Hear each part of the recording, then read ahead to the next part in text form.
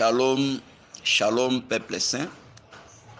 Tozo pesa bino mbote bino nyonso oyo bozolanda biso à travers le monde. Na nzela ya groupe WhatsApp oyo eza nommé les assemblées des saints. Vraiment que le Seigneur Dieu tout-puissant Jésus-Christ apambola bino na kombo na Yesu Masia.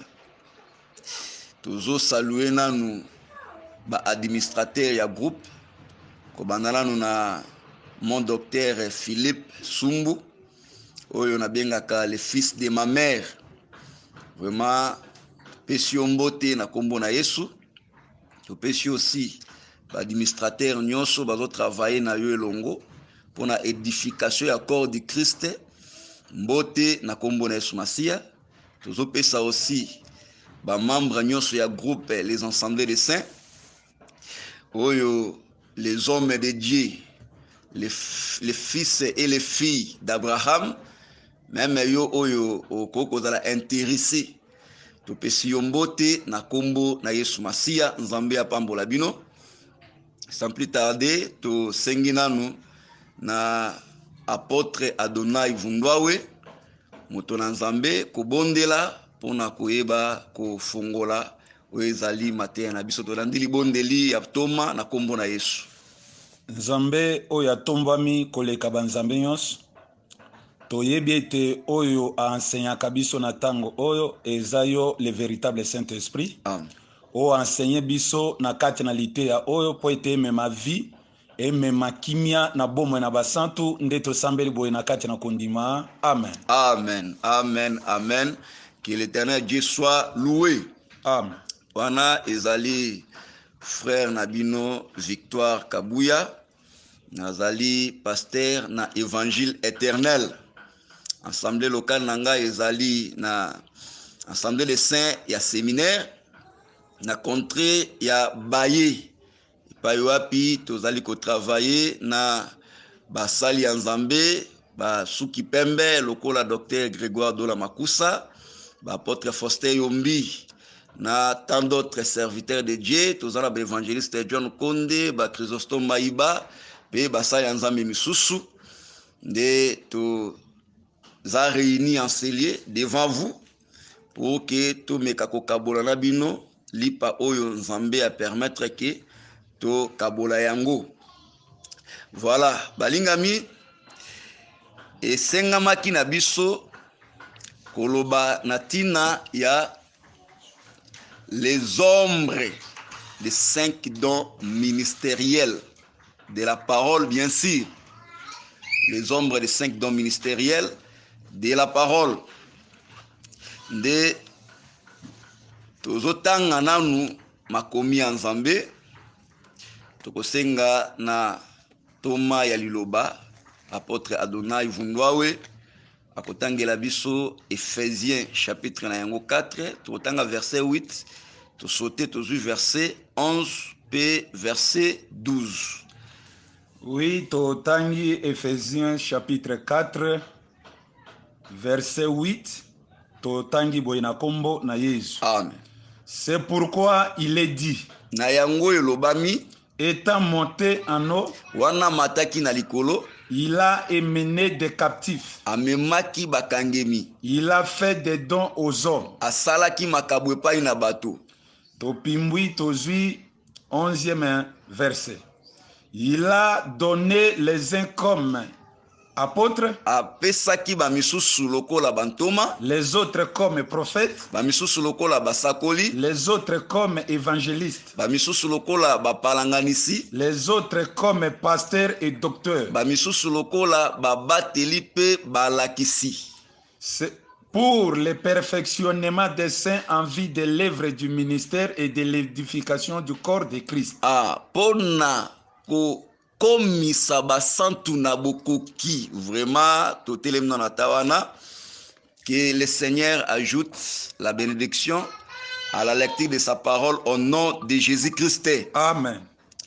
Awa balingami ndenge totangi tozomona ke Nzambe a établir dans l'église les 5 dons du ministère de la parole. Oyo bit nangweza pour na komema basantu na perfection. Que Dieu soit loué. C'est que batu baza déjà déclaré saint. Sikoyo malgré baza ba saint, baza ya kokokate. Baza na ba défaut. Ozo senga sikoyo ke musala moko esalama pona bato babengami basantu, ba défaut oyo elati bango, ba faiblesse oyo eza attaché na bango elongwa bakoma na perfection. C'est que musala oyo ezosalama wana nde musala ya les 5 dons du ministère de la parole dans l'église. Que le Seigneur Dieu soit loué. Kolo Yesu Masia a pambola bino na kombo na Yesu. Amen. Donc tomoni ke Nzambe a établir na kati ya église na ye les 5 dons ministériels pour ekomisa basantu na perfection. Yango tokamwaka yo yoza libanda ya évangile éternel yo ndimaka te ke na mokili basantu bazali. Vraiment de koza na libunga monene po soki pona yo pondimaka moto ya za mosantu omona kazata na litono moko te. Cela veut dire que litomba pe ya les 5 dons ministériels dans l'église ekozalate. Donc bato yo Nzambe abengi alongoli bango na mokili ayena bango na kati ya sango malamu dans son fils qui est la parole de Dieu d'office baza basantu. Sikoyo musala moko sengele salama pour que basantu bakoma à la perfection. Nelobele mosusu bakoma eloko Jésus-Christ azoloba na Matthieu chapitre na yango 5 verset 48 alobete soyez parfaits comme votre Père qui est dans les cieux est parfait. Donc souhait à Jésus, recommandation à Jésus, ezaki muto ya longwa na mokili aye katna sango malamu katna parole akoma parfait lokola tato azana likolo. Sikoyo bato yo basala musala ya kokamata moto yo abengami na sango malamu akoma parfait de les 5 dons du ministère de la parole. Amen. C'est comme balingami toko kozonga tana création à 6 jours au Nzamba kela ki tokomona ke le 3e jour Nzambe abimisi mabele na mai. Likamba kokamwa mabele o babimisi na mai babengi yango le sec. Mais à la manière des hommes normalement, tungeto bengango l'argile ou une terre mouillée. Mais mabele outi fraîchement na mai babengango le sec. C'est que le sec ezaki mabele eza na mai te. Donc ndenge outi na mai kuna ebimi libanda. C'est que na vision ya Nzambe azobengango le sec azomona ke ba mai oyo ezalaki kati na yango kuna na kati na se na mai ezali susu na kati te. Wana eza emoneli ya Nzambe na perfection. Yango Nzambe azotala Israël bala mazoyebisa balaka biki Nzamba monaka iniquité na Israël te. Mokomona ke dans la marche ya bana Israël Nzamba azoya na reproche pona ba murmure, azoya na ba reproche pona manque ya foi na bango, azoya na reproche ndengo yo ba irrité déjà 10 fois. Mais na elobeli ya perfection, Dieu ne voit pas les péchés, l'iniquité en Israël. Donc yangwana kaka muto ya longo na mokili aye na sango malamu libela d'office c'est un saint. Ata soko moni bundumba kati na ye moyibi lokuta bongo na bongo c'est un saint. Soko tuni Nzambe rebiso ke wane zande mo santu. Sikoyo dans l'église Dieu a établi les 5 dons ministériels pour bazwa moto yo ba dépouiller ye na les œuvres de ténèbres. Ndenge oyo na Romains chapitre na yango 13 verset 12 apôtre Paul azoloba ke la nuit est avancée, dépouillons-nous des œuvres des ténèbres. Donc na kati ya sango malamu to na kati ya église mutu nyonso andimi la parole sainte d'office c'est un saint. Maintenant il y a un travail de 5 dons ministériels pour nako dépouiller moto na ba faiblesse nyonso kolongola bondoki kati na ye kolongola moyibi kolongola koina kolongola lokuta bongo na bongo. Que le Seigneur Dieu vous bénisse au nom de Jésus. Amen. Voilà pourquoi même okokende komona ke mutu lokola apôtre Pierre na Jean chapitre na yango 15 verset 3. Déjà vous êtes pire à cause de la parole que je vous ai annoncée. Donc, bino boza déjà peto. Or, la pureté, c'est la sainteté. Bino boza déjà ba santu, kaka pona liloba o nga na tei bino. Okomona ke muto yeso alobi ke bino boza déjà ba santu. Tango tozo kene na mukolo o ya Pâques, dernier Pâques ya vie ya Jésus po eta kende kokufa. Na Luc chapitre na yango soki na mikoste na chapitre 22. Mon sali ya Nzambe Thomas liloba lukela na biso. Luc 22. Luc chapitre 22. Oui. Luc chapitre 22. Luc chapitre 22. Les cas kinda tatina ba 32 kuna. OK. 32.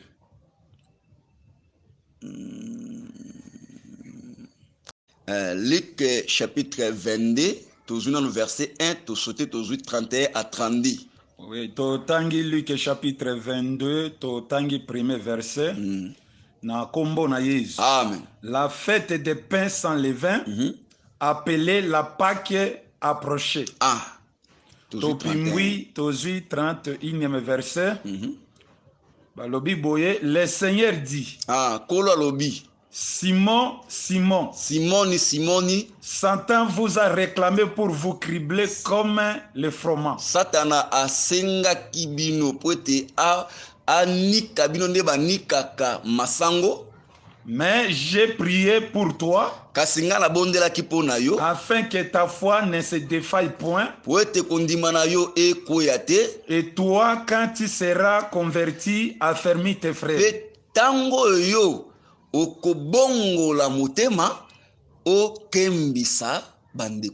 Donc voilà un peu, bien aimé. Dans Jean chapitre 15 verset 3, déjà liloba onga na teibino. Mais mouton nzamba bengi déjà mosantu. Awa na dernier Pâques à Jésus pour être monté sur la croix. Est-ce que tu as dans Luc chapitre 22, Yesu a sous pételoete quand tu seras converti. Donc Pierre Nzamba déclaré déjà saint, mais tu n'as converti. Cela veut dire que azana na ba faiblesse ou sengeli que musala les 5 dons ministériels les canavi na ye pour que est perfectionné. Amen. Que le Seigneur Dieu vous bénisse au nom de Jésus. Amen. Donc, dans l'église, les 5 dons ministériels, ils ont les tomba monene. Ils ont les tomba monene. Les tomba nango ezali pona kokamata ba santu. Oyo ba zwingolu ya kobengama epai na nkolo. Oyo ebongisa melaka bango epai na tata nde lelo baza dans la parole. Était les 5 dons ministériels oyo et mema bango na bokoki. Alors bien aimé, et sengamaki na biso kolobela sur les ombres babililingi ya les 5 dons ministériels yango. Nesiko balingami. Selon Hébreux chapitre 1 verset 1, Bible dit que Nzamba zwaka eloko moko alobeli yango na ba lolenge ebele pe na kozongelaka mbala ebele. Nde yango wana tokende sikoyo kotala les 5 dons ministériels au lelo dans l'église pour na komema ba santu na perfection. Tokende sikoyo na ancienne alliance ebandi depuis Genèse chapitre 1 tina Jean chapitre 21 koluka ba ombre na yango. Babililingi na yango parce que Nzambe a salobela ki yango de plusieurs manières et à plusieurs reprises. Yango nde tozo kumisa pe Nzambe pona basali ya Nzambe balekaki liboso na biso batei biso kitoko. Mon prophète Benjamin Mopanga oyo vraiment en tout cas nazo kumisa Nzambe parce que a faire bénéficier nga mingi na intervention na ye. Et aussi mon apôtre John Lokila oyo abakiseli lisusu ngai ba makambo ebele oyo ekosunganga moko na bika pe na bikisa bao bakoyoka nga vraiment naza reconnaissez pas inabino Nzambe apambola bino na kombo na Yesu Masia. Amen. Nde tozokende sikoyo koluka les ombres des 5 dons ministériels même langage oyo ke nzambe azwaka likambo moko alobeli yango na plusieurs manières mpe à plusieurs reprises. Salomon mpe alobi na Ecclésiaste chapitre 3 verset 15. Alobi nini mon apôtre? Oui, Ecclésiaste chapitre 3 verset 15. Verset 15. Totangi boye na kombo na Yesu. Amen. Ce qui est a déjà été. Oyo ezali esi ezala. Et ce qui sera a déjà été. Pe oyo ekozala ezala déjà. Et Dieu ramène ce qui est passé. Nzambe azongelaka kaka oyo esi eleki. Amen. Donc, tant que nous avons les 5 dons ministériels dans l'église, nous sommes dans ce qui est. Si par rapport à terme nabiso les ombres des 5 dons ministériels, c'est que tout qui est dans l'ancienne alliance bandit depuis Genèse 1 tina Jean chapitre 21, Koluka a déjà été. De tozo kende aussi comme on a les 5 dons ministériels qui est dans l'église a déjà été même na descendance d'Adam. Amen. De wana tozo kende ko tanga buku nzambe. To tanga buku nzambe na Genèse chapitre 5 ko banda na verset na yango 1 to sauter to verset 3 to sauter to verset 6 to sauter to verset 9 to sauter to verset 15 et 12 pardon. Tu sauter au verset 15, tu sauter au 18, tu sauter au verset 24. Tu peux ajouter aussi Jude chapitre 1, verset 14. Thomas liloba atangeli biso tolandi litangi. Genèse chapitre 5, totangi premier verset. Voici les livres de la postérité d'Adam.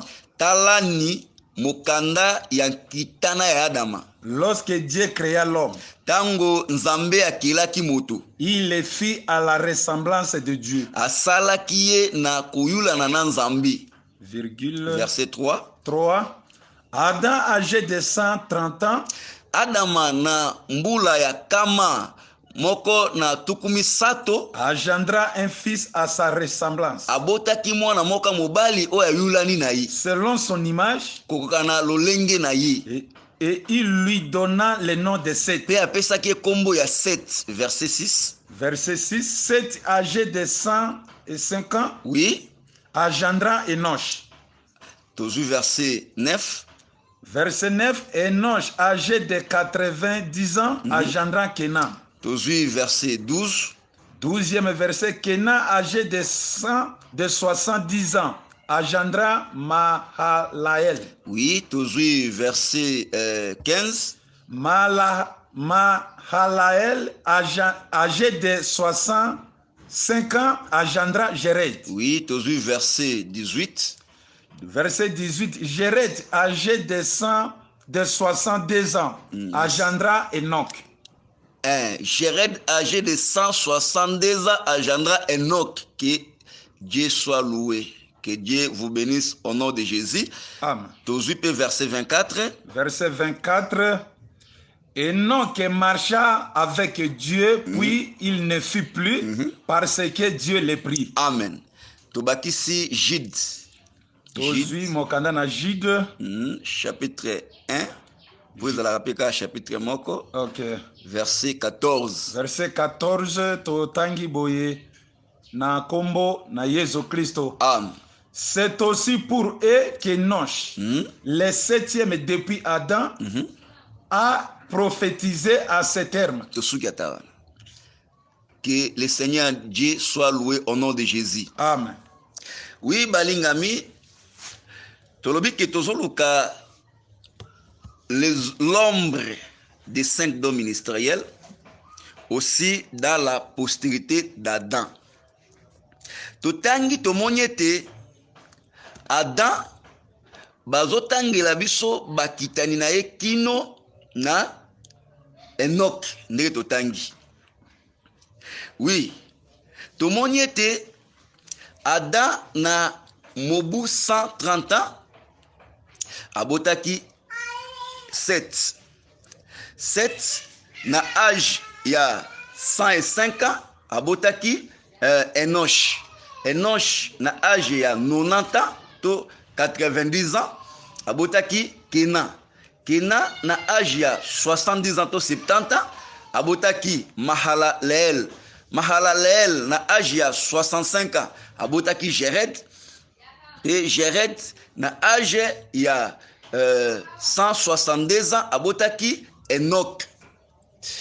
Balingami tozomona awa te ndenge totangi makomi oyo tokepe tobakisi Jude chapitre 1 verset 14 bamonisi biso ete Enoch azande 7e depuis Adam. C'est que soto bito banda ko compter depuis Adam ti Enoch le 7e intervalle moko eza entre Adam et Enoch ils ont 5 fils na kati.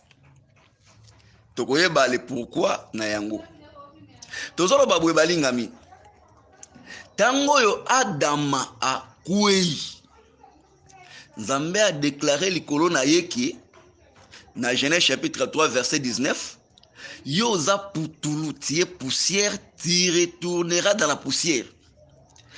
Bien-aimé, retourner dans la poussière, tozo comprendre aussi par se perdre. Comment? Parce que dans Luc chapitre 15 verset 8 tina verset na 9 ba mon si biso ete moi si moko azalaki na badrachme na ezomi bongo moko ekoye bungi likambo oyo ezo préoccupé biso ezaki cette femme azui kombo a balayé avec soin toute la maison. Retrouver drachme na ebunga qui cela veut dire que nous comprenons ce drachme là est perdu dans la poussière de la maison. Nous sommes des poto appuyer qui retourner dans la poussière c'est aussi se perdre, c'est aussi un langage. Que le Seigneur Dieu vous bénisse au nom de Jésus. Tozui écriture moko pour esunga biso to appuyer le rotolobi il y a retourner dans la poussière. Et dans la cas aussi qu'on se perdre. Pour nanine. Parce que Adam o nzamba zo bise que tu retourneras dans la poussière. Azalaka aussi elembo ya Israël oyo azoki na errance parmi les nations. Ouais. Mon apôtre Adonai Zoela bisona nous Ésaïe 40 verset 15. Tozui Ésaïe chapitre 40 verset 15. Verset 15. Totangi boyena kombo na Yesu. Voici les nations sont comme une goutte d'un seau. Elles sont comme de la poussière sur une balance. Voici les îles sont comme une fine poussière qui s'envole. Ah, tout est mis à tawana. Oyo tozo zwa awa ezaki voici les nations sont comme une poussière. Amen. Donc, Nzamba zo comparer ba nation na la poussière. Mon évangéliste John Condé. Amen. Cela veut dire que Israël oyazo kende na errance parmi les nations, c'est aussi répétition à Adam oyaza ko retourner dans la poussière. Amen. Voilà pourquoi tangu Jésus-Christ ayi. Jésus-Christ azolo bake Zaché oyo ye paza moko ban Abraham. Parce que le Fils de l'homme est venu chercher et sauver ceux qui étaient perdus. Amen. Alors, on peut remarquer que perdition Jésus a par rapport à Israël, et ça que Israël a qui na domination et nation. Poussière oyo Israël a se perdu qui kat na yango. Oya kotak na errance kat na yango to bando tanga Égypte natana bango tozui Assyrie tozui Babylone tozui Mède Perse tozui Grèce pe tozui Rome o Jésus qui kokuta Israël na sena bango comme étant Adam retourné dans la poussière. Nilobeli mosusu retourner dans la poussière eza elemboya kobunga. Alléluia. Amen. Que le Seigneur notre Dieu soit loué au nom de Jésus. Amen. Alors balinga mitozo linga tolo banini. Adam oyo azalaki perdu. Sikoyo pour que azala sauvé et ko senga ke akoma à la perfection. Parce que avant sa chute, il était comme son père qui est dans les cieux. Comment?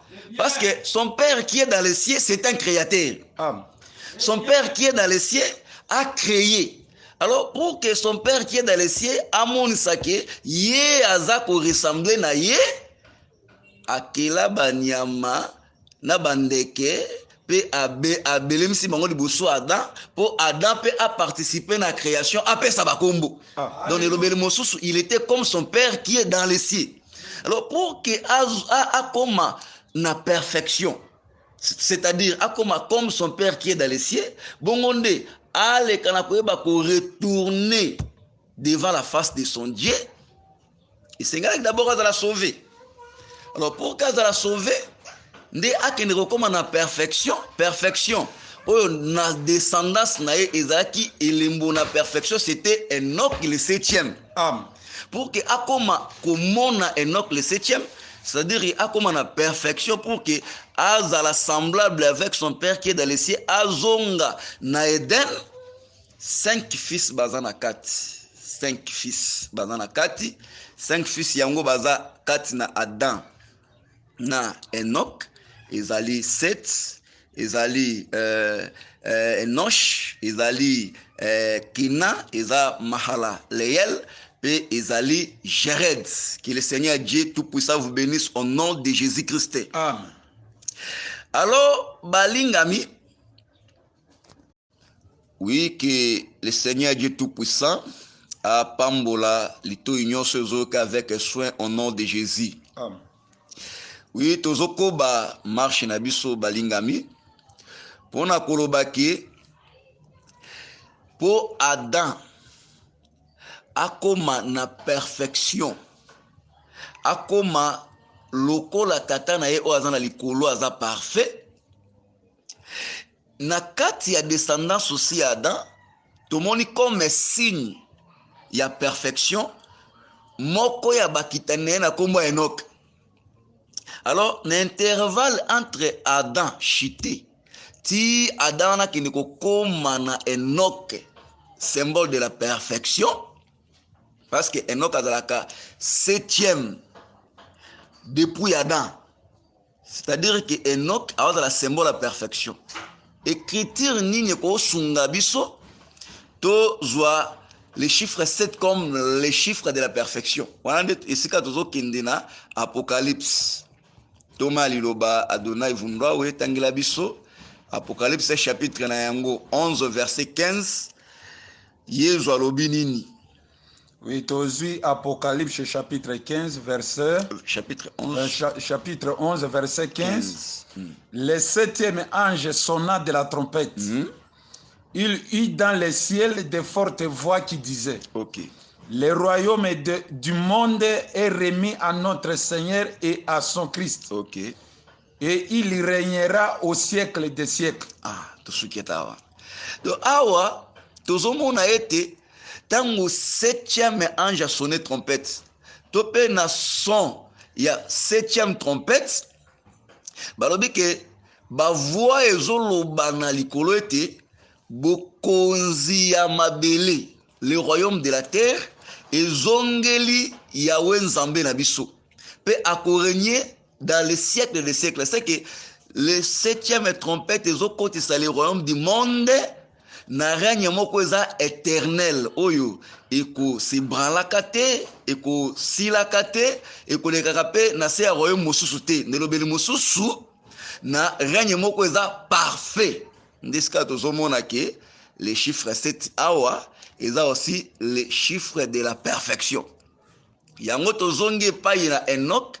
Enoch étant le 7e depuis Adam, Enoch azozala aussi symbole ya perfection. Que le Seigneur Dieu soit loué au nom de Jésus. Amen. Ndesikoyo pour que Adam tombe akomati komona Enoch symbole de la perfection, et dans la 5 fils na kati. 5 fils na kati. D'abord bien aimé tozo affirmer yo que Adam amona Enoch. Adam amema Enoch na maboko na ye. Ndenge nini? Parce que na naissance Enoch, Adam n'avait que 622 ans d'âge. Pour comprendre Ango, il suffit seulement que Ozwa, âge Adam Zalaka Nango na naissance, il y a 7. Additionné Ango, na âge Oyo 7 Azaki Nango na naissance, il y a Enoch. Plus âge Enoch Azaki Nango na naissance, il y a Kena. Plus âge Kena Azaki Nango na naissance, il y a Mahalaleel. Plus âge Mahalaleel Azaki Nango na naissance, il y a Jéred. Plus âge Jéred Azaki Nango na naissance, il y a Enoch. Okende ko trouver elongo na bisoke. Na naissance, il y a Enoch, le 7e. Adam Azalaki na 622 ans d'âge. Nerobeli Mosusu, après naissance Enoch, Adam qui n'avait que 622 ans d'âge, Oyo, en réalité, la durée totale de sa vie est 930 ans. Donc, il faut comprendre qu'après la naissance d'Enoch, le 7e, Adam a encore vécu sur la terre 308 ans. Donc, jusqu'à 930 ans, durée totale de sa vie sur la terre, au soustraire Rango, na 622 ans, au âge au Azak Nango Tango Enoch à Botamaki. Donc, tout le monde a que, après la naissance d'Enoch, Adam a bika le sous Namokili 308 ans. Oui, avant de côté Alkamnabiso, il y a aussi à manger et à boire dans nombre 308 ans. Parce que dans nombre 308 ans, tout le monde a d'abord les chiffres 300. Où ils ont additionné le chiffre 8 pour être 308 ans. Or, 300, les chiffres 300, ils ont aussi chiffre en marche. Ils ont chiffre en marche. Il y a dans Genèse chapitre 5, verset 24, la Bible dit Enoch marcha avec Dieu 300 ans. Donc, 300, il a aussi chiffre en marche. Alors, après avoir commis Enoch, le 7e symbole, il y a perfection. Alors, Enoch, c'est aussi la personne de Jésus-Christ. Oh, Yenda Zalaka, le chiffre 7 par excellence, la perfection par excellence. Awa Adam oyazomona Enoch, azozala aussi na elembo lokola Simeon oyo azakomona le Seigneur Jésus-Christ pas zoyebisa na Nzambe te sikoyo tika muumbu no akende na kimia po ete miso na ngai emoni lobiko, miso na ngai emoni la perfection. Que le Seigneur Dieu vous bénisse au nom de Jésus. Donc, awa Enoch le 7e, oyo Adam azomona, c'est aussi le Seigneur Jésus-Christ, la véritable perfection, la perfection par excellence. Oyo Simeon azomona, pe azolobake sikoyo ata soki akei, ake na kimia, ake na perdition te mais na kimia. Or, aller en paix. La paix, c'est devant la face de Dieu.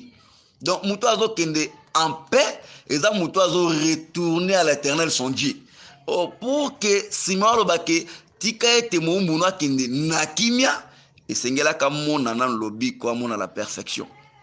Alors, Adam, après avoir commona Enoch le 7e, symbole oya, mondimi, amoni, le Seigneur Jésus-Christ, Moutandimi, le Seigneur Jésus-Christ, Moutayambi, le Seigneur Jésus-Christ, a comme membre et accord et à Christ, Adam habika les sous 308 ans. Tout le bête, le nombre 300 ou les chiffres 300, c'est aussi les chiffres de la marche.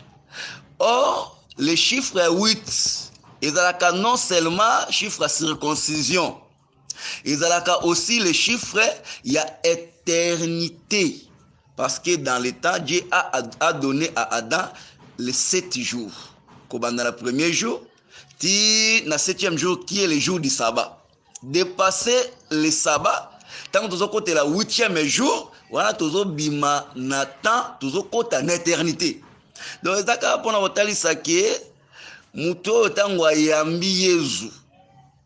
Enoch par excellence, la perfection par excellence, a marché na nzambe mutu wana akozonga na éternité. Yango wana kaka Israël oyo autaki na Kana a se retrouva na Égypte et bongo pour que azonga lisusu na Kana oyo eza symbole ya éternité esengelaki ete a marché kokende kokampaka dans le désert tia kozonga na Kana. Vraiment que le Seigneur Dieu notre tout-puissant vous bénisse au nom de Jésus. Amen. Oui, balingami, tolobaki ete entre Adam et Enoch, pour que Adam akende ko atteindre Enoch, symbole ya mutoyo, azalaki musika na nzambe, bongo aza sauvé pe ake akomi na perfection. Musala oyo ezosala meza musala ya les 5 fils oyo baza na katikati 7 Enoche, Kena, Mahalalel na Jered. Siko tolobaki que ces 5 fils bazande ombre ya les 5 dons ministériels.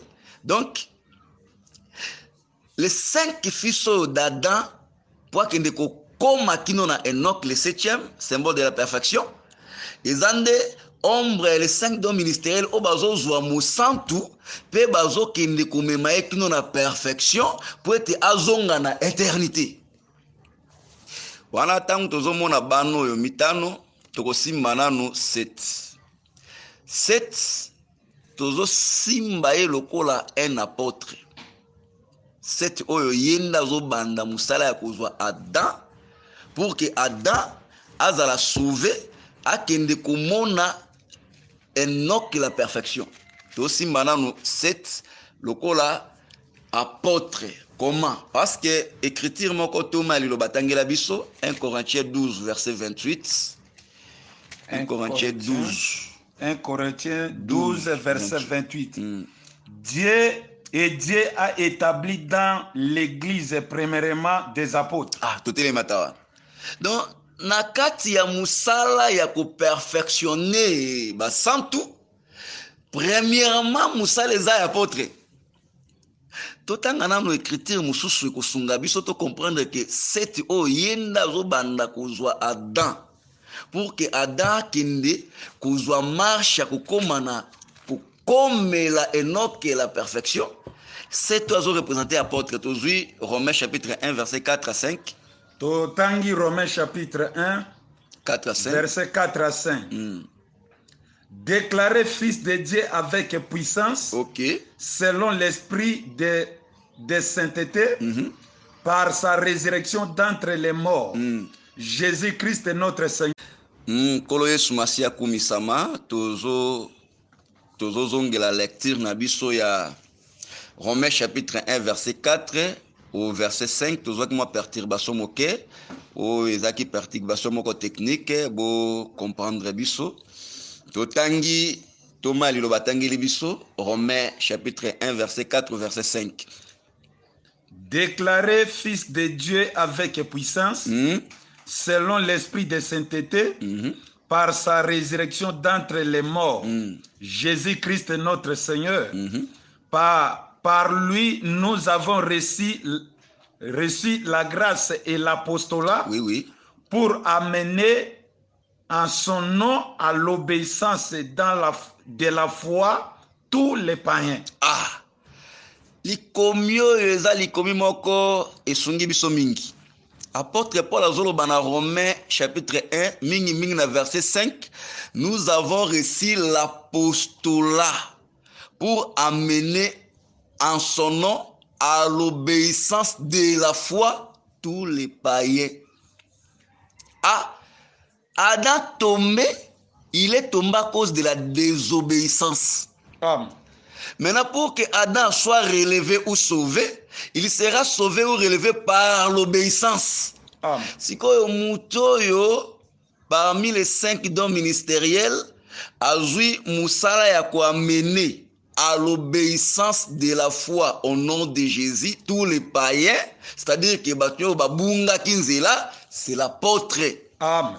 Et voilà pourquoi mutoyo azoya kokuta Adam tombé à cause de la désobéissance, et ça directement 7.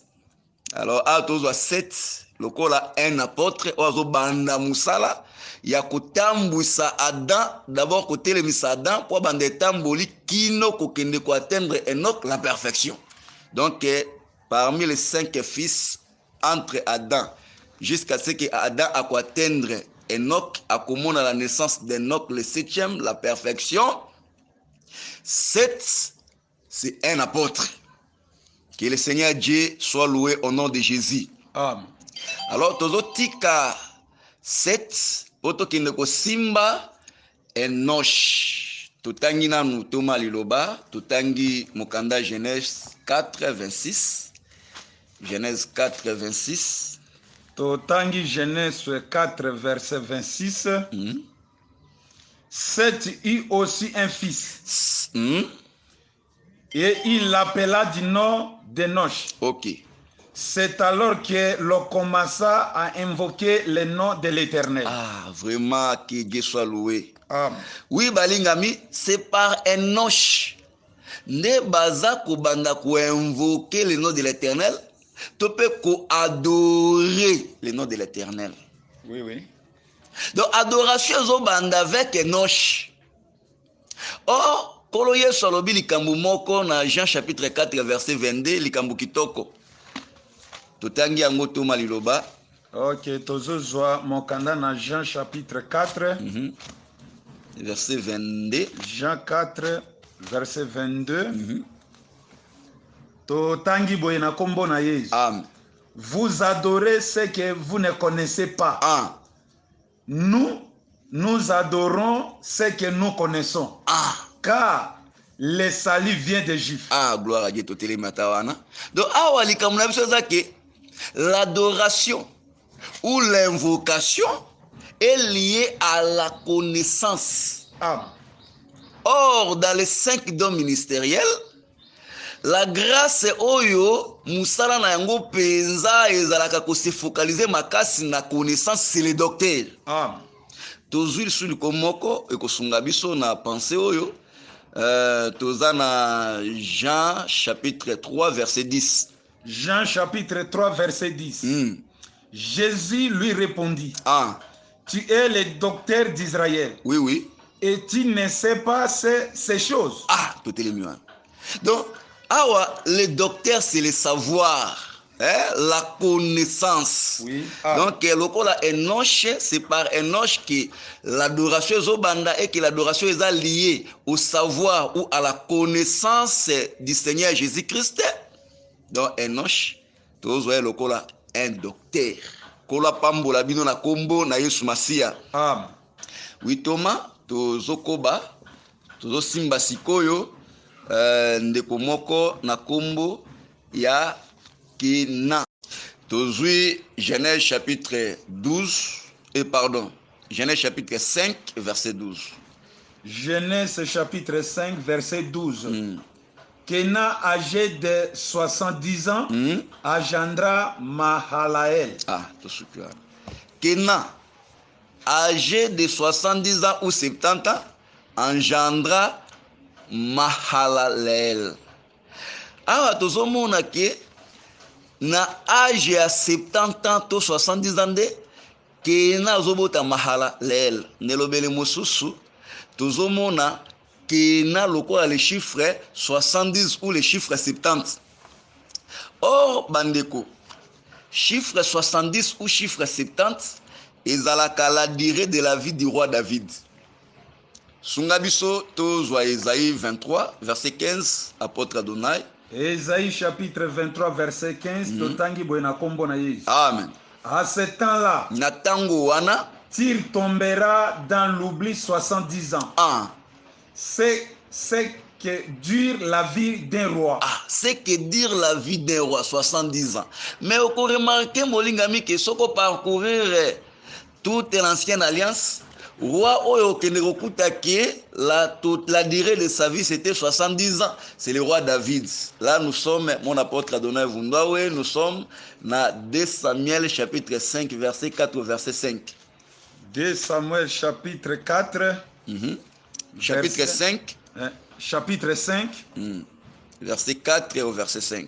Ok, totangi boye na kombo na Yesu. Amen. David était âgé de 30 ans lorsqu'il devint roi. Ok.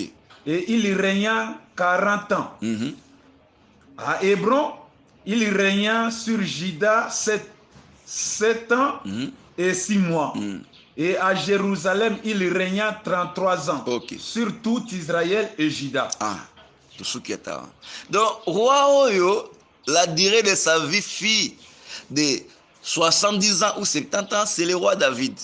C'est que le chiffre 70, c'est aussi la personne de David. Or, David Oyo, l'homme du chiffre 70, toqué na Acte des Apôtres, chapitre 2, kuna tukuti que apôtre Pierre a bengi prophète. Acte 2, 25, tu sauté tu 29 à 30. Apôtre otangeli biso la kombo na Yesu. Acte 2, to bandi na 25e verset. Car David dit de lui. Ok. Je voyais constamment le Seigneur devant moi. Parce qu'il est à ma droite, afin que je ne sois point ébranlé. Ok. To pimwi to zui 29e.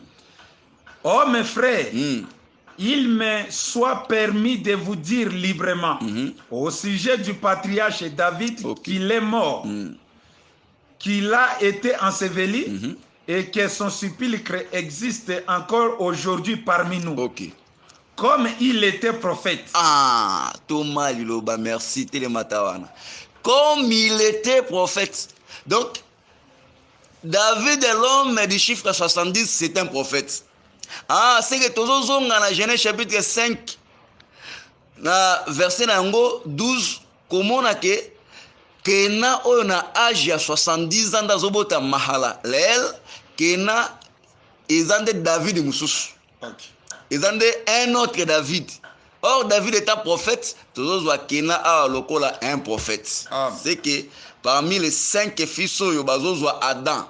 Bazo memaetia kindi komona Enoch le 7e Enoch la perfection.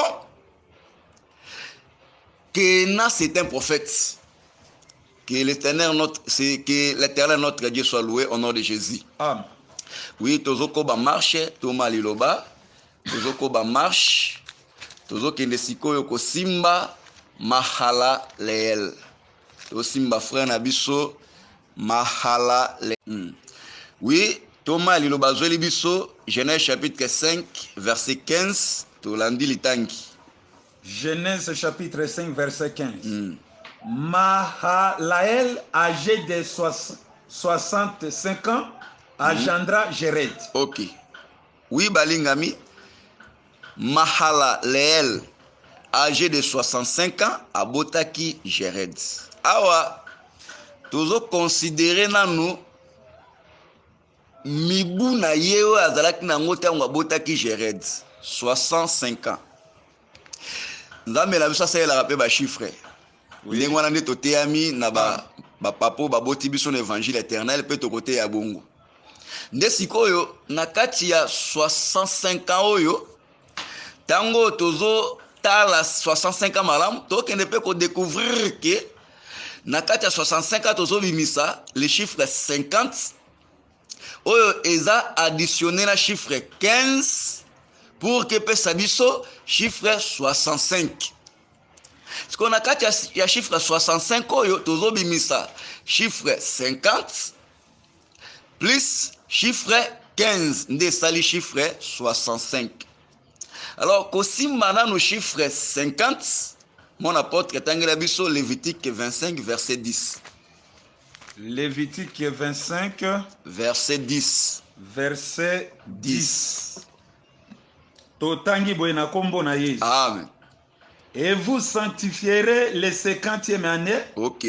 Vous publierez la liberté dans le pays de tous les habitants, de tous ses habitants.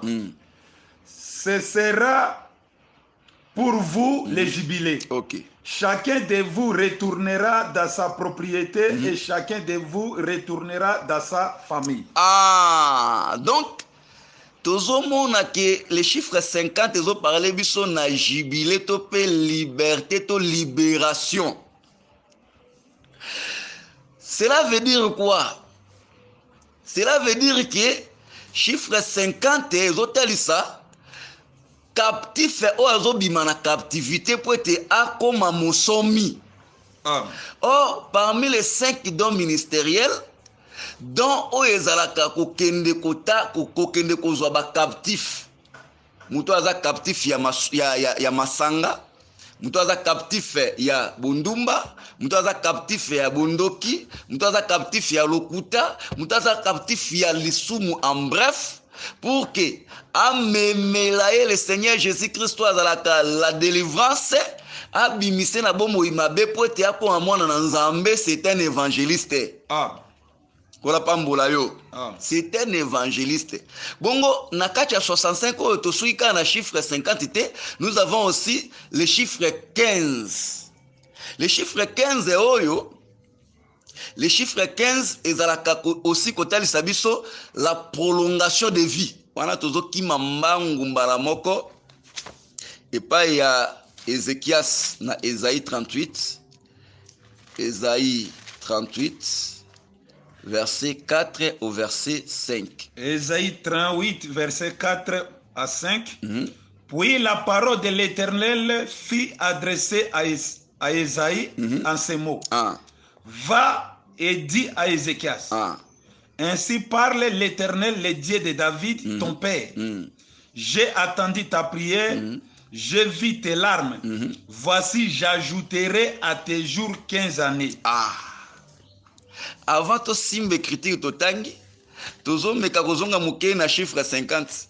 Batangeli biso na Lévitique 25 verset 10 balobi ke na 50e jour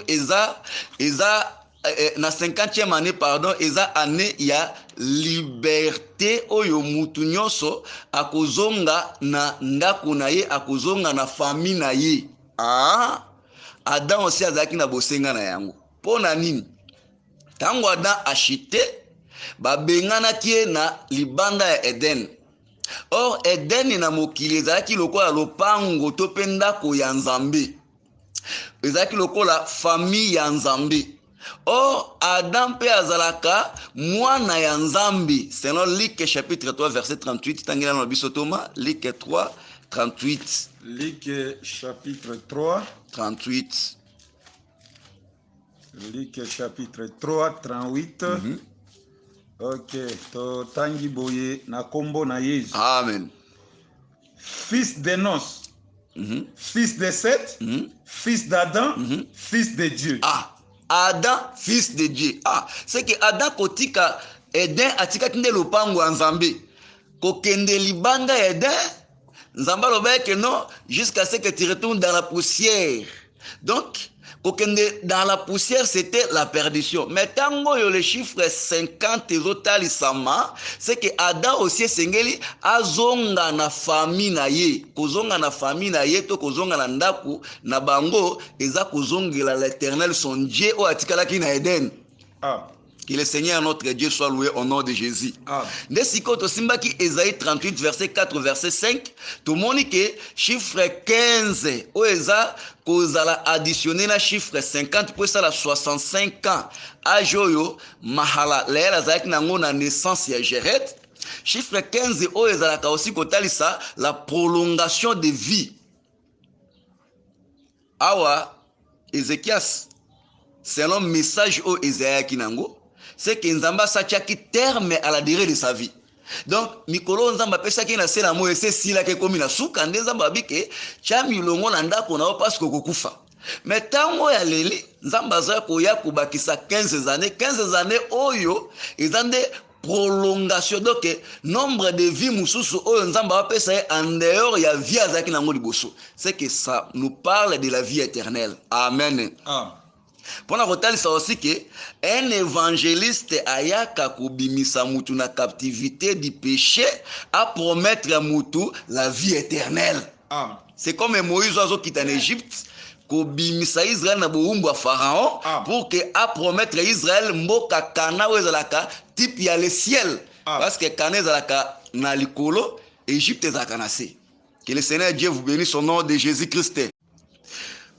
Tozoko ba marche na biso balingami peuple saint pe bino bozo landa biso à travers les mondes tozo tambola nanu kaka na chiffre 65 oyo eza âge mahala leel azalaki nango na naissance ya Jared. Na kati wana tobimisaki chiffre 50, to additionna on a chiffre 15 nde sali 65 ans. Alors par rapport à chiffre 15, tomoni nanu déjà na Ésaïe chapitre 38 4 à 5 que eza prolongation de vie ou symboliser la vie éternelle. Tobaksa sous témoignage moussous, tobaksa témoignage, Thomas Lilobozo lebiso Genèse chapitre 7 verset 20. Genèse 7 verset 20. Totangi boina kombo na Yesu. Ah.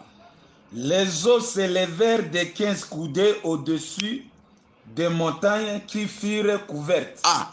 Donc ndenge maya mpeleza komata ezo matana arche maya mpele matiti eleki songa ya bangomba na 15 coudées. Or mabele to pe mokili ndenge eza boye, la terre ezalaka les vallées et les montagnes selon Psaume 104 verset 8. Psaume 104 verset 8. Psaume 104 verset 8. Totangi boina kombo na Yesu. Amen.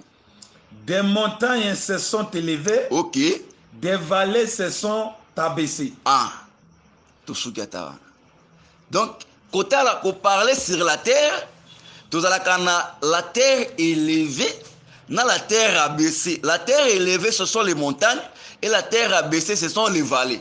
Alors, tout le monde a que maïe, mati, et l'équipe a songé ya bangomba de 15 coudées. Alors, 15 coudées, on a déjà en dehors de la terre, en dehors du monde, c'est déjà l'éternité.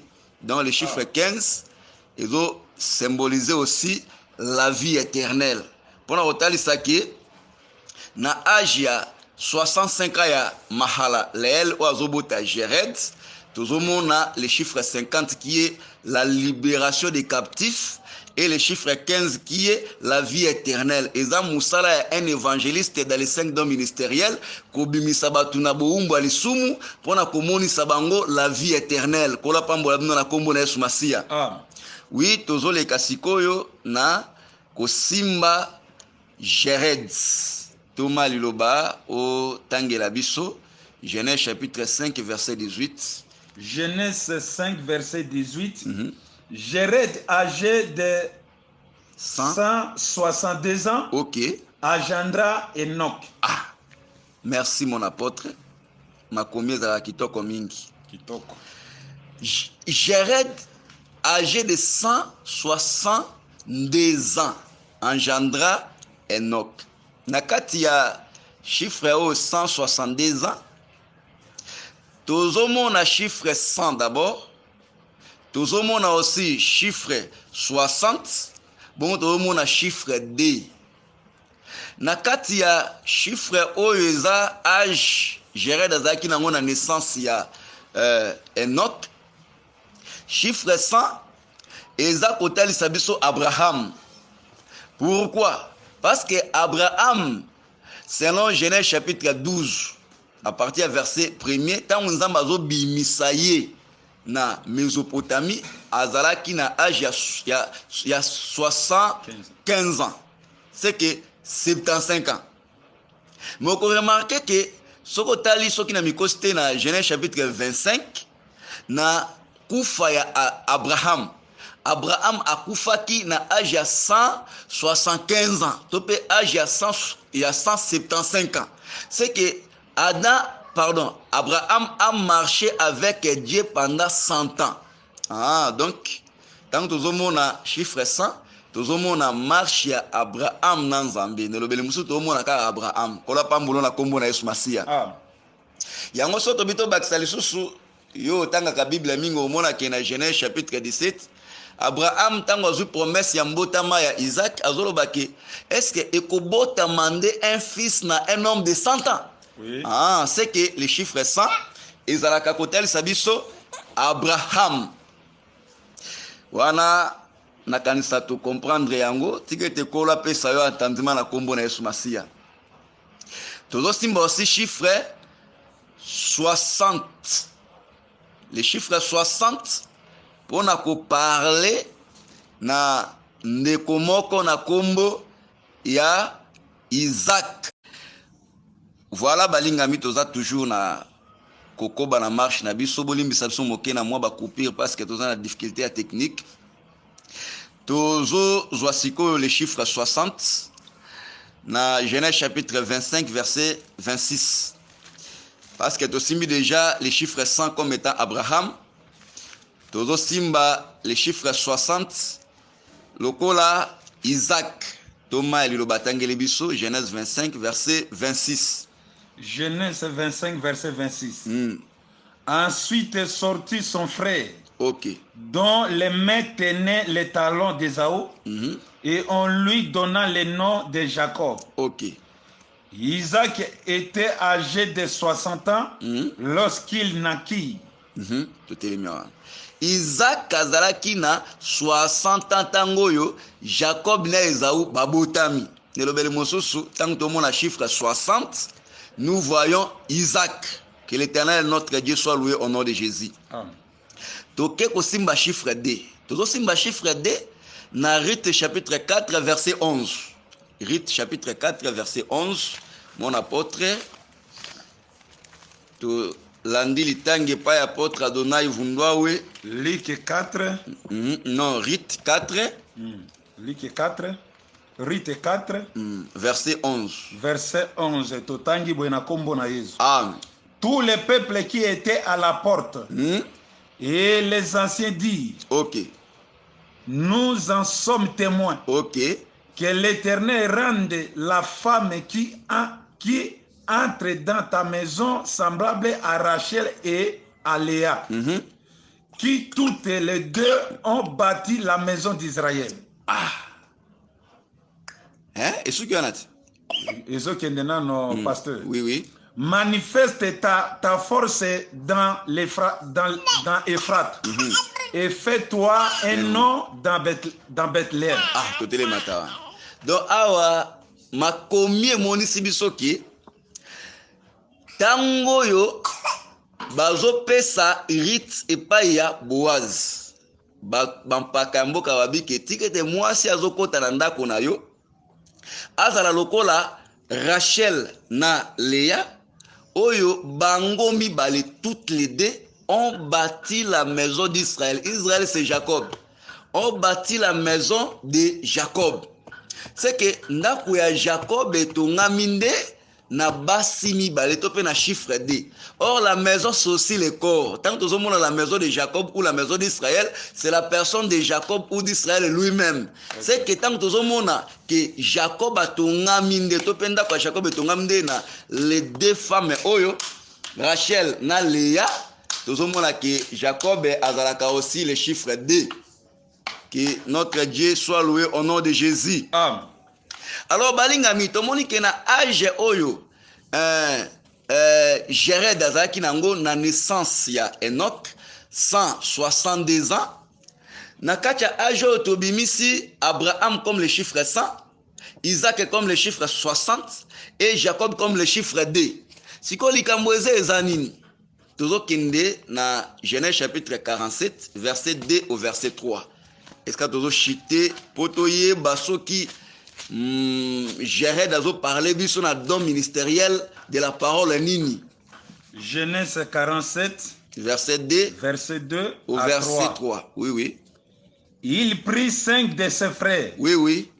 Il les présenta à Pharaon. Hein? Pharaon leur dit, OK. Quelle est votre occupation? Ah. Il les répondit. OK. Ils répondirent à Pharaon. OK. Tes serviteurs sont des bergers comme étaient nos pères. Ah, tosukiwa. Awa, les 5 frères ya bana Israël bakitaki na Égypte, bake pa ya Pharaon na orientation à Joseph. Bongo Pharaon atuni bango occupation na bango, nde balobi ke baumbu na tozali nde ba berger comme étaient nos pères. Qui sont leurs pères? Leurs pères, c'est Abraham, Isaac et Jacob. Ah. Cela veut dire que Abraham, Isaac et Jacob étaient des bergers. Tant que nous Abraham, Isaac et Jacob, nous voyons un berger. Ah. Voilà pourquoi lokola nakati ya age oyo Jared azalaki nango tango azobota Enoch, tozomona chiffre 100 qui est Abraham, chiffre 60 qui est Isaac et chiffre 2 qui est Jacob. Nous voyons un berger. Cela veut dire quoi? Jared nakati ya les 5 fils au bazui Adam. Bamemietia qui ne commande Enoch le 7e symbole de la perfection. Jared, c'est le don ministériel d'un pasteur. Ah. Vraiment, nakati ya les 5 fils oyo, tomoni ete 7 as apôtres, na ba démarche ya auto salaki, tomoni ete Enoch as docteur, tomoni Kena as prophète, tomoni Mahala Leel as évangéliste et tomoni Jared azali pasteur. Bango mitano nde bazwa Adam oyo azalaki na shit, balongoli na shit, bamemi eti akende komona la perfection pour que à se perdre lisusu dans la poussière te, mais dans Enoch, Adam a retourné à l'Éternel son Dieu. Voilà pourquoi Enoch a retourné dans la poussière te. Alors, tous aussi, Enoch comme étant Adam arrivé à la perfection. Enoch a retourné dans la poussière. Nengo Nzamba ebisaki tatane Adam que tu es poussière, tu retourneras dans la poussière. Autrement que ça aussi elemboya perdition to ko se perdre. Mais Enoch, Bible obina, Genèse chapitre 5 verset 24, Enoch marcha avec Dieu et il ne fit plus car Dieu le prit.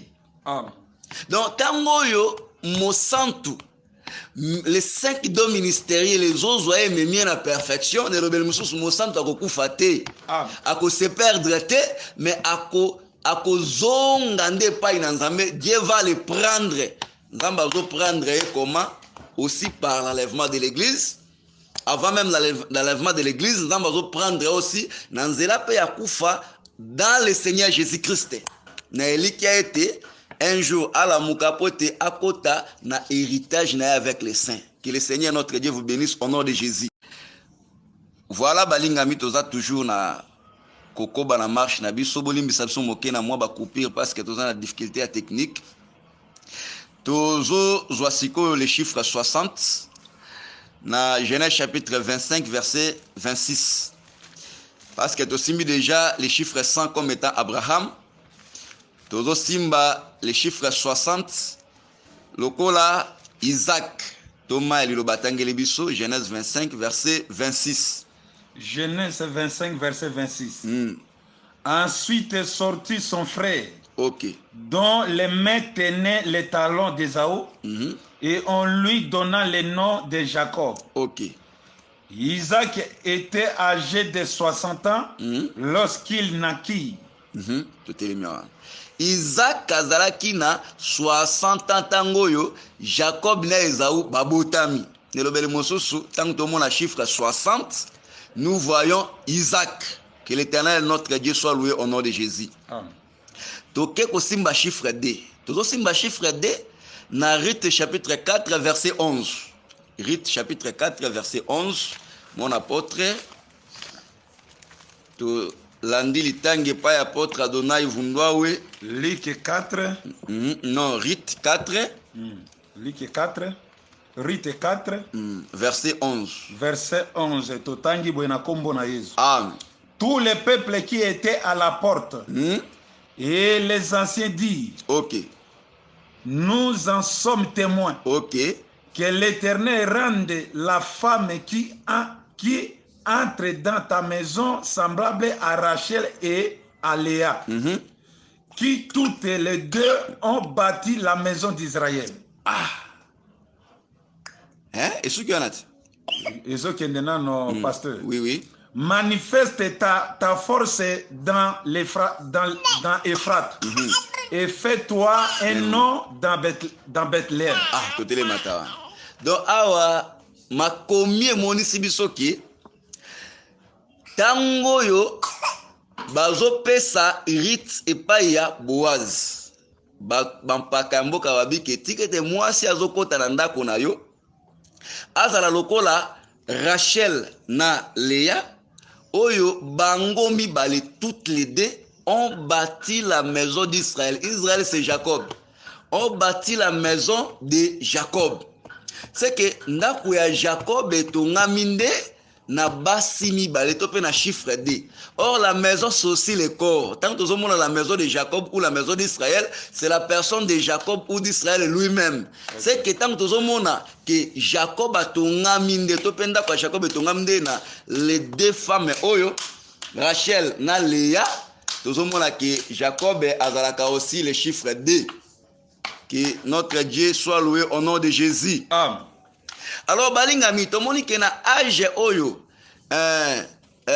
Jéred azalaki nango na naissance ya Enoch, 162 ans. Na kati ya âge oyo tobimisi Abraham comme le chiffre 100, Isaac comme le chiffre 60 et Jacob comme le chiffre 2. Siko likambo eza nini? Tozo kende na Genèse chapitre 47, verset 2 au verset 3. Est-ce que tu as chité potoye basoki Jéred a parlé de son don ministériel de la parole nini? Genèse 47 verset 2 au verset 3. Oui, oui. Il prit 5 de ses frères. Oui, oui. Il les présenta à Pharaon. Hein? Pharaon leur dit: OK. Quelle est votre occupation? Ah. Il les répondit. OK. Ils répondirent à Pharaon: OK. Tes serviteurs sont des bergers comme étaient nos pères. Ah, Tosukuan. Awa, les 5 frères ya bana Israël bakitaki na Égypte, bake pa ya Pharaon na orientation Joseph. Bongo Pharaon tuni bango occupation na bango, nde balobi ke baumbu na tozali nde ba berger comme étaient nos pères.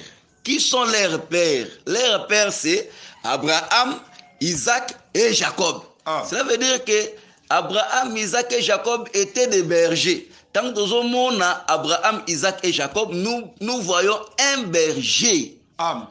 Voilà pourquoi lokola nakatia âge oyo Jéred azalaki nango tango azobota Enoch, tozomona chiffre 100 qui est Abraham, chiffre 60 qui est Isaac et chiffre 2 qui est Jacob, nous voyons un berger. Cela veut dire quoi? Jéred nakatia les 5 fils au bazui Adam. Ba memietia qui ne commande Enoch le 7e symbole de la perfection. Jéred, c'est le don ministériel d'un pasteur. Ah. Vraiment, nakatia les 5 fils oyo, tomoniete 7 as apôtres, na ba démarche auto salaki, tomoniete Enoch as docteur, tomoni Kena as prophète, tomoni Mahala Leel as évangéliste et tomoni Jéred azali pasteur. Bango mitano nde bazwa Adam o azalaki na shit, balongoli na shit, bamemi etia kende komona la perfection pour que à se perdre les sous dans la poussière té, mais dans Enoch, Adam a retourné à l'Éternel son Dieu. Voilà pourquoi Enoch a retourné dans la poussière té. Ah, tous aussi Enoch comme étant Adam arrivé à la perfection. Enoch a retourné dans la poussière té. Ndengo nzamba ebisaki tatane Adam que tu es poussière, tu retourneras dans la poussière. Automona que zaka aussi elemboya perdition to ko se perdre. Mais Enoch, Bible obina, Genèse chapitre 5 verset 24, Enoch marcha avec Dieu et il ne fit plus car Dieu le prit. Donc tango yo mosantu les 5 dons ministériels, les autres voyaient même à la perfection, les rebelles musus mosantu a kokufate, a ko se perdre te, mais a ko zongande pa inanzame, Dieu va le prendre. Nzamba zo prendre comment? Aussi par l'enlèvement de l'église. Avant même l'enlèvement de l'église, Nzamba zo prendre aussi nanzela pe ya kufa dans le Seigneur Jésus-Christ. Na eli qui a été un jour à la Mukapote à Kota na héritage na avec les saints. Que le Seigneur notre Dieu vous bénisse au nom de Jésus. Sikoyo tozo zonga la likambu na biso. Tolobi ke nanda kwa Noé Nzambe a ebisi Moïse a placé d'abord Sem oyo selon Genèse chapitre 10 verset 22 abotaki 5 fils. Après qu'on place Sem, azo placé Cham. Selon le verset 6, il y a Genèse chapitre 10 abotaki 4 fils. Pour qu'ensuite vienne Japheth et selon Genèse chapitre 10 verset 1 à 2 abotaki 7 fils. Or, tu dis que la maison de Noé, c'est l'ombre ou le type de la maison du Seigneur Jésus-Christ qui est l'église. C'est que ce qui est soit véritable de Noé, et c'est que le col en anda Noé, tu as 3 chiffres oyo, le chiffre 5 qui est Sem, le chiffre 4 qui est Japheth, qui est Cham, et ensuite le chiffre 7 qui est Japheth. Dans l'église du Seigneur, le Seigneur peut tokuta molongo yo, tokuta Sem le chiffre 5, tokuti Cham le chiffre 4, et enfin tokuti Japheth le chiffre 7. Pour dire quoi? Est-ce que tu as chité en wana? Tant que tu as Sem ou abotaki 5 fils, tu as les 5 dons ministériels. Où nous allons établir dans l'église. Apôtre, prophète, docteur, évangéliste et pasteur. Tant que tu as Ephésiens chapitre 4, verset 11, nous avons verset 12. Tant que tu as Cham, où il y a 4 fils, tu as 1 Corinthiens chapitre 14, verset 6, Thomas Sungabisokuna. 1 Corinthiens chapitre 14, verset 6. 1 Corinthiens chapitre 14 verset 6 Amen. Et maintenant frère, de quelle utilité vous serais-je si je venais à vous en parlant en langue et si je ne vous parlais pas par la révélation ou par la connaissance ou par la prophétie ou par la doctrine? Ok, tout est mieux. Donc les chiffres 4 dans l'église, où il y a réalité, il y a 4 fils, il y a Cham. Et donc, ça aussi les 4 manières de parler de Dieu dans l'église. Parole de révélation, parole de connaissance, parole de prophétie et parole de doctrine. Tant que tu as Japheth ou abotaki 7 fils, tu as que le chiffre 7 comme étant la perfection. C'est que tout le monde a la perfection. Les 5 dons ministériels, ils ont même dans l'église à travers les 4 manières de parler de Dieu. C'est que Nakati anda kwa Noé, les 5 fils, il y a 5 bazo représentés, bisoto pe baza ombre, il y a les 5 dons ministériels, à travers les 4 manières de parler de Dieu, parole de révélation, parole de connaissance, parole de prophétie et parole de doctrine, baza komema basantu à la perfection. Kola pambola moke oyo na kombo na Yesu Masia. Vraiment balingami pour na lelo tozo linga totele mame tozo tikana no maloba moke et pas il y a Thomas Adonai Vundwawe pour na arroser aussi le peuple saint parce que lui aussi il fait partie de notre groupe les ensembles des saints. Oui, to tondi nzambe makas pona ngolu na ye oyo azotalisa tango nyonso epa na biso. Vraiment tozolanda basali ya nzambe ndenge bazolekana ko intervenir likolo na sujet oyo vraiment bazo arroser biso tika nzambe na lola akoba toujours kopambola bango po nzambe apesi bango epa na biso lokola likabo. Kolo pe abatela bomwe na bango bazala tango nyonso na kimia na santé po bakoba kosunga biso bate ya biso po ete tozala perfectionné po na kozela mokolo na kolo. Vraiment tozolanda pe touti kolanda Pasteur Victoire Kabuya likolo na likambo oyo tozosolola likolo na yango tozobakisa eloko moko mukie po ete tosuka wana. Ministère de la parole o bapesi epa na biso balobi tina na yango eza pona perfectionnement ya basantu. Ozomona likambo oyo eza na litomba makasi. Oui, nalandi pasteur alobi ete Monsanto azana note moto asi akoki. Ati kati na Monsanto ezana ba imperfection ezali, c'est pourquoi batie ministère de la parole et sungaka ye buto lokola moy po ete akoma na kokoka. Amen. Nde biso tozo bunda bunda nangolu oyo nzambe apesi biso po ete basanto bazala perfectionner. Un jour bakutana na kolo Yesu Masia. Amen. C'est-à-dire tolingi to bakisa muke pona nini. Bible dit que le ministère de la parole ezawana pona perfectionnement ya basanto. OK. Mosala oyo bapesi epa na bato mitano oyo wana eza mosala ya koloba. Dit soki koloba ezate kozala perfectionner pe ezate. Eloko ezosala ke bato babezala perfectionner eza koloba. Amen. Wana nde mosala oyo nzambe apesi bato mitano po basala pona kobongisa bato na ye po un jour bamona ye. Nde tozobakisa likomi moko awa na Esaïe. Tozotanga Esaïe chapitre 19. Esaïe chapitre 19.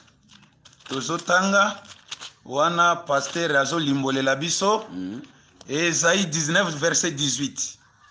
À ce temps-là, Natango Yohana, il aura 5 villes au pays d'Égypte. Ekozala na ba bingumba mitano na mboka Egypte qui parleront la langue de Cana. Oyo bakoloba lokota ya Kanana. Ah, nasuki wana. Awa bazoloba ete na tango Yohana. Tango Yohana pona biso lelo tango ngonde yango. OK. Babike na tango Yohana ekozala na bingumba mitano na kati na Égypte. OK. Oyo bango nde bakoloba kota ya Kana. OK. C'est-à-dire awa tozozwa Égypte comme étant le monde. Alors na kati na mokili il y a que 5 villes oyo bayebi kosolola kota ya Kana malamu. Vraiment. Nzoka nde na kati na Égypte eza bingumba nyonso te nde bayebi kosolola kota ya Kana. Eza kaka bingumba mitano pam nde bayebi kosolola kota oyo wana malamu. Gloire à Dieu. Nzoka nde Kana ce qui est Égypte eza mokili, c'est que Kana ezalaka type ya ciel. OK. C'est-à-dire bato oyo bazo solola na kati na Égypte baza pardon, ville oyo bazo solola na kati na Égypte lokota ya Kana, c'est que bauti pe na mboka Kana, voilà pourquoi bayebi kota ya Kana malamu o bayebi ko solola wapi na kati na Égypte. Amen, amen. Je pense que bazo landa biso na bokebi. Kitoko. C'est-à-dire na kati na Bible il faut tout na Bible réponse tozwaka kaka na kati na Bible. Tout na ville mitano oyo elingi koloba nini tope banani. OK. Alors tozozwa Jérémie chapitre 1. To bakiselo komoko mukie wana po tosuka Jérémie chapitre 1 verset 18 et toujours. OK, très bien. Voilà, balobi boy. Voici, je t'établis en séjour sur tous les pays comme une ville forte. Tala naza kotele misayo leloyo likolo na mboka mobimba lokola engumba makasi. Ah, c'est-à-dire un ministre de la parole, c'est un homme fort. OK. C'est une ville forte. Awa bazolo nzambe azoyebisa Jérémie ke ngai natie yo likolo na libota oyo lokola engumba ya makasi. Wana nde nazokende ko comprendre que les 5 villes oyo bazakati en Égypte ce sont là les 5 ministres de la parole. Amen. Amen. Oyo bango nde bazwi makoki ya koloba. Lokota ya mboka na biso. Po bango nde baza na précision ya lokota na mboka na biso. Okay. C'est-à-dire libanda na bango, libanda na bingumba mitano oyo moto mosusu aza na monopole te ya koloba kota wana. OK, OK. C'est-à-dire un diacre epesameli ete ete aloba lokota oyo. Soki diacre akokoka te bongo mwasi nde nani? Mwasi epesameli ete. Voilà grand frère Paul azoloba ete epesameli mwasi te aloba na kati na lisanga. Amen. Dit mwasi na kati na lisanga akangaka monoko. Pourquoi azokanga monoko? Parce que azalaka engumba te. OK. Po engumba eza biso mibala. OK. Epesameli ete. Paul azokoba kobakisa ke totanga wana nde tosuka. OK. Gloire. Paul azoloba na Timothée 1 Timothée chapitre 2. 1 Timothée chapitre 2, vous supportez bisoto Luca, verset wana totanga avec toute précision. Verset 12. Amen. Je ne permets pas à la femme d'enseigner, Nalingisi te na mwasi kolakisa, ni de prendre l'autorité sur l'homme, ata pete azwa bokonzi likolo na mobali, mais elle doit demeurer dans le silence. kasi esengeli te avanda na kimia. Ah, wana nde Paul azoti ape borne mosusu. Ok. C'est-à-dire epesameli mwasi te ateya. Ok. C'est-à-dire mwasi loko epesameli ete yakanga monoko alanda instruction ko uta na vie. Voilà pourquoi Nzambe apesi biso makoki ya koloba na nzela na koloba oyo tozoloba lokote ya mboka nde basantu bazozala perfectionner. Un jour bazonga na kati na mboka na bango. Amen. Po Bible lobi ke biso to uta kiseko to kozonga seko. Bongi pe na binguma mitano o ba uta kiseko baya na kati na Egypte oyo eza mokili baloba lokota ya mboka epa na basantu po un jour bazonga na mboka na bango. Muke oyo tolingaki tobakisa tika ete kolo akoba toujours kopambola bino na kombo na mokonzi Yesu. Amen, amen, amen. Gloire à Jésus. Nakanisa mon docteur Philippe Sumbu aza dans la joie. Ba membre nyonso ya groupe na bosani pété mon docteur Toubib Enoke que j'aime beaucoup, qui parle bien, qui m'ajoute encore beaucoup de choses dans l'évangile. Surtout aux années Sengo Koyoka Thomas Adonai Vundwawe qui est l'un parmi nous dans les groupes. Pona le londe totelemi awa nalisungia Nzambe tokokoba pona mokona lobi tika ete Nzambe alola abongela moko na moko alandi na likebi na kombo na Yesu Kristo. Amen. Amen.